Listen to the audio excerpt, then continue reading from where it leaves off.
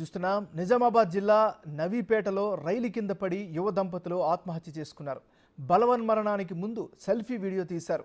అందులో తాము చేసిన తప్పుకు పశ్చాత్తాప పడినప్పటికీ బంధువులు వేధిస్తున్నారని ఆవేదన వ్యక్తం చేశారు. అందుకే సూసైడ్ చేసుకుంటున్నట్లు వీడియోలో చెప్పారు.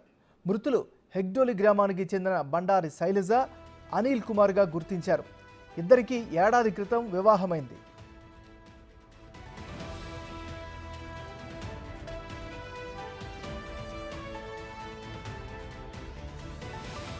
కింద ఒక తప్పు చేసిన ఆ తప్పును మా బావ కూడా ఏమనలేదు. ఫస్ట్ ఇప్పటి వరకు నాకు నా బావ కానీ నా అత్త మామ కానీ ఎవ్వరు ఏమనలేరు, ఎవ్వరు కూడా బయట చెప్పుకోలేరు, ఎవ్వరు ఏమనలేరు నన్ను. అసలు మా పిన్ని తెలిసినాక ఒక ఇద్దరు ముగ్గురికి చెప్పింది, బయట వాళ్ళకు రిలేషన్లో చెప్పింది.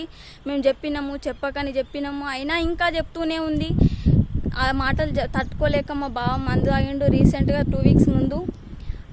ఆ మాటలు తట్టుకోలేకనే మందు తాగిండు. ఇప్పుడు ఇంకా మొన్న మధ్యలో ఇంకా వేరే వాళ్ళకి చెప్పింది. దానివల్ల మేము బయట మొహం చూపించుకోలేకపోతున్నాం. మేము చనిపోవాలని నిర్ణయించుకున్నాము. మా అత్తయ్యకు మా మామయ్యకు ఎవ్వరు ఏం అడగాల్సిన అవసరం లేదు. ముఖ్యంగా మా అత్తయ్య మామకి మా అన్న ఏం అడగాల్సిన అవసరం అసలు అడిగి రైట్సే లేవు. మేము చనిపోవడానికి కారణం మా పిన్ని. సంవత్సరం కింద ఒక తప్పు చేసిన ఆ తప్పును మా బావ కూడా ఏమనలేదు. ఫస్ట్ ఇప్పటి వరకు నాకు నా బావ కానీ నా అత్త మామ కానీ ఎవ్వరు ఏమనలేరు, ఎవ్వరు కూడా బయట చెప్పుకోలేరు, ఎవ్వరు ఏమనలేరు నన్ను. అసలు మా పిన్ని తెలిసినాక ఒక ఇద్దరు ముగ్గురికి చెప్పింది, బయట వాళ్ళకు రిలేషన్లో చెప్పింది.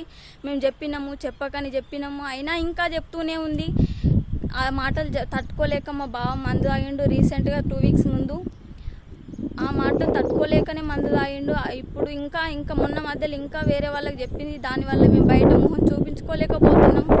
మేము చనిపోవాలని నిర్ణయించుకున్నాము. మా అత్తయ్యకు మా మామయ్యకు ఎవ్వరు ఏం అడగాల్సిన అవసరం లేదు. ముఖ్యంగా మా అత్తయ్య మామకి మా అన్న ఏం అడగాల్సిన అవసరం అసలు అడిగి రైట్సే లేవు. మేము చనిపోవడానికి కారణం